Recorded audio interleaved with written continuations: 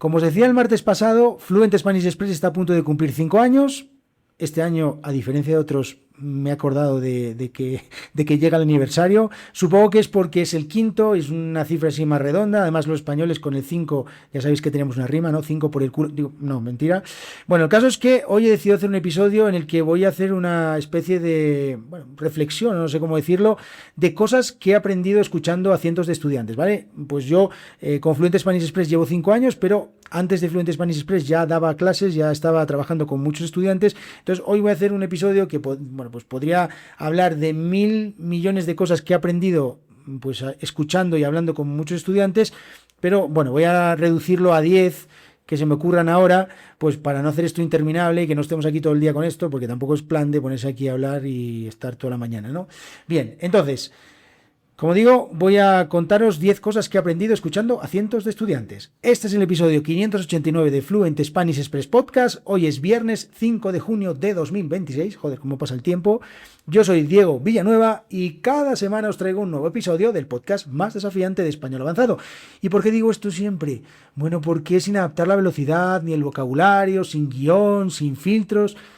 El español tal y como lo hablamos los nativos españoles. Bueno, como os decía, hoy os traigo 10 cosas que he aprendido escuchando a cientos de estudiantes. A ver, la primera y la que pienso siempre y en la que yo creo que podríais estar el 95% de las personas que estéis escuchando este podcast es que entendéis más de lo que sois capaces de decir.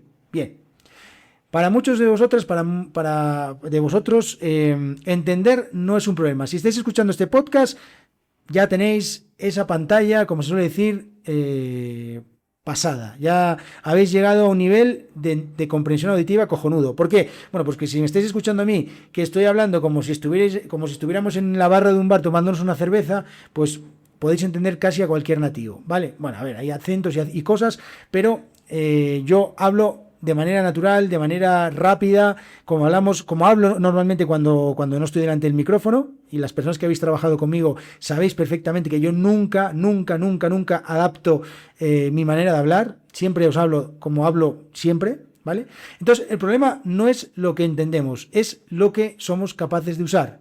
Y ese pequeño desfase que hay entre nuestro nivel entendiendo y nuestro nivel hablando, solo se soluciona hablando y entrenando nuestra habilidad pues de manera precisa y efectiva, ¿vale? Bien, para eso ya sabéis, www.fluentspanishexpress.com. Bien, segunda cosa que he aprendido con el paso del tiempo y es que muchas personas piensan demasiado antes de hablar, demasiado.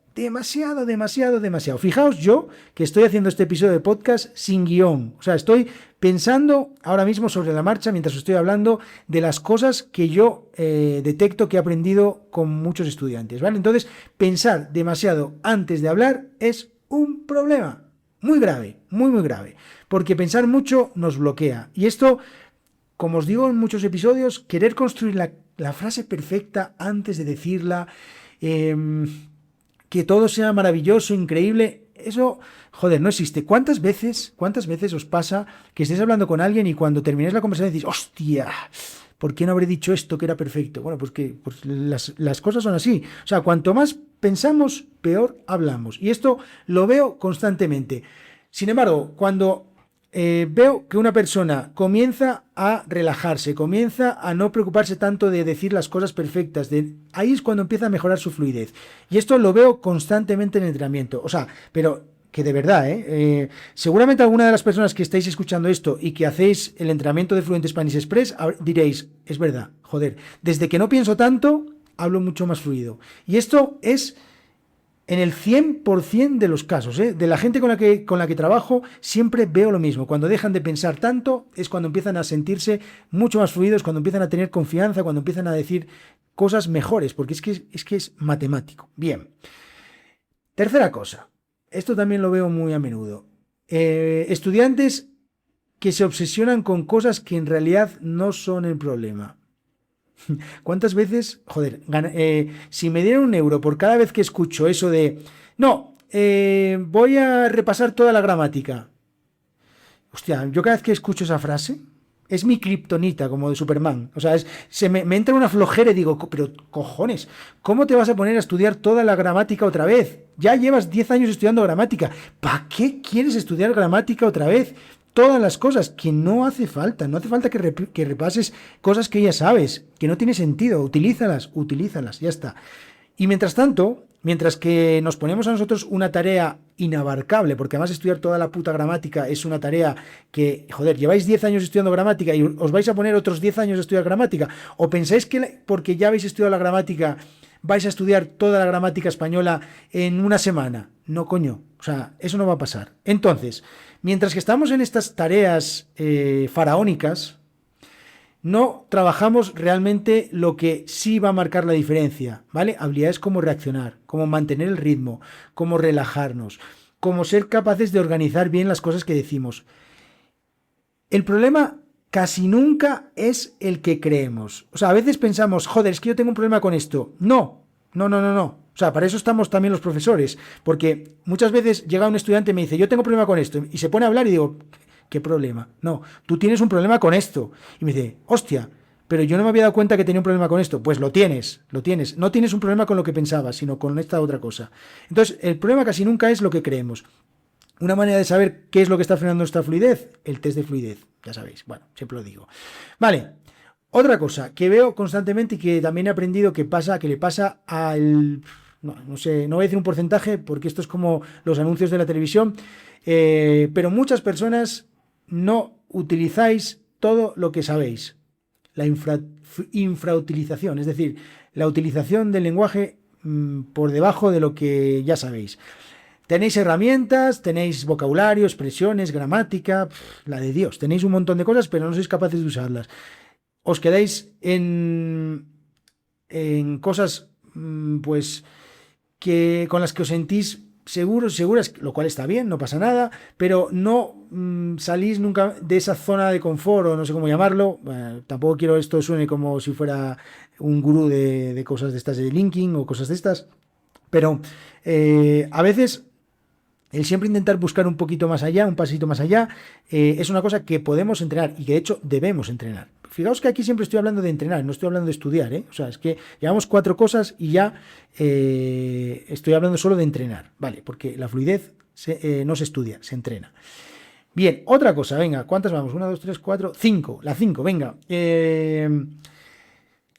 A muchos estudiantes les cuesta reaccionar en tiempo real. En las últimas semanas llevo haciendo no sé cuántos episodios ya perdí la cuenta de cuántos episodios relacionados con la reacción. ¿Por qué? Porque creo que es lo más fácil de mejorar y lo más importante. Cuando hablamos, o sea, cuando somos capaces de reaccionar con naturalidad, la conversación fluye mucho más fácil y es mucho más natural, valga la redundancia, que si mejoramos el uso de los verbos de cambio yo qué sé, de los pronominales de su puta madre. O sea, da igual, ¿eh? Entonces, la reacción creo que es una de las cosas que más nos va a ayudar a hablar con fluidez y tener una sensación diferente a cómo estamos hablando actualmente, ¿vale? Hablar no es saber, es reaccionar. Esto también se lo digo a muchos estudiantes y siempre se quedan así y dicen, hostia, pues mira, no lo había pensado. Pues pensadlo. Hablar no es saber, es reaccionar. Vale, otra cosa. Una de las cosas que me encuentro muy habitualmente. Hay gente que lleva años siguiéndome, que me llevo años intercambiando correos electrónicos con ellos y me cuentan su vida y yo les cuento la mía y todas estas cosas y me encanta, o sea, es maravilloso. Y cuando les pregunto cómo están practicando español últimamente y tal, nunca encuentro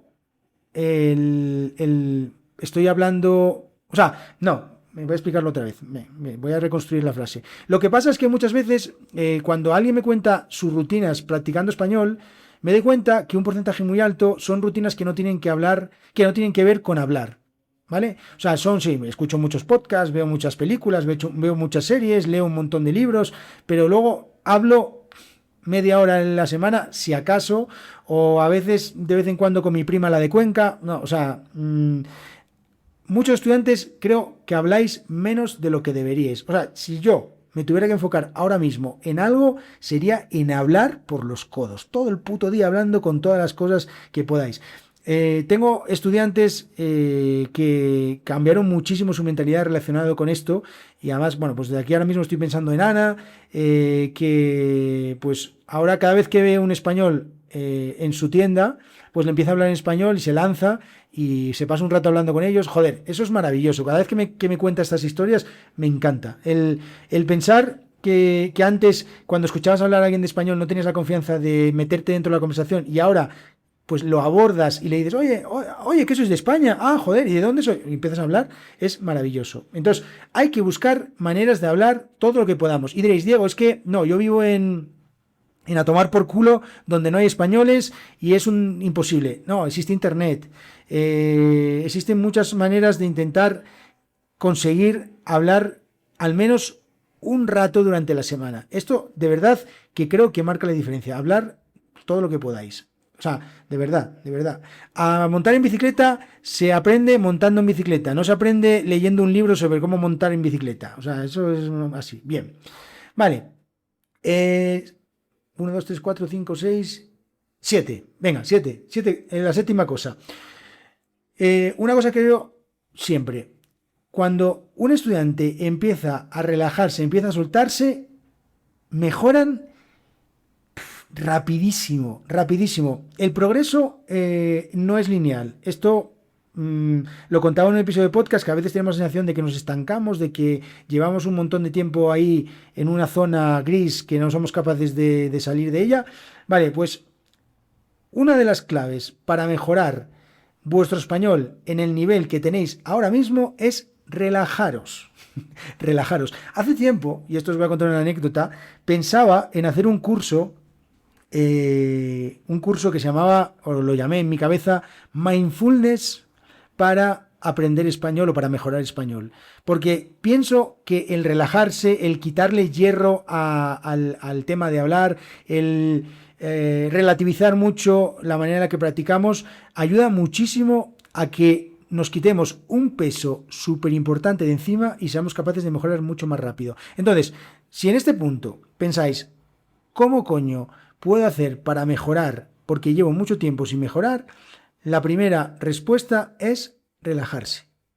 Ir a haceros un masaje a no sé dónde o un viaje a la India donde podáis conectar con vuestro propio yo, no sé, lo que queráis, pero relajarse, relajarse. Y esto, lo de relajarse, también se entrena. Es que todo se entrena, ¿vale? Por eso también decía lo del mindfulness para aprender español. Oye, si os gusta este curso, lo tengo en mi cabeza, ¿eh? O sea, sé perfectamente cómo lo ejecutaría. Entonces, si os gusta eso, me escribís y, oye, a lo mejor acabo sacando un curso de mindfulness, nos sentamos todos con unas barras de incienso, con una música así relajante y empezamos a soltar nuestro español.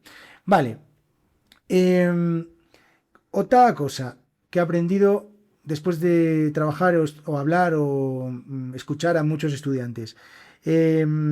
Hay pequeños cambios que tienen un impacto enorme, enorme, enorme, enorme, enorme. Cuando estudié económicas, que bueno, ya os he contado algunas veces que yo estudié administración y dirección de empresas, soy licenciado en eso, luego bueno, pues hice mis cositas, mi máster para la enseñanza de español y todas estas cosas, pero estaba la famosa ley de Pareto, que es el efecto 80-20, ¿no?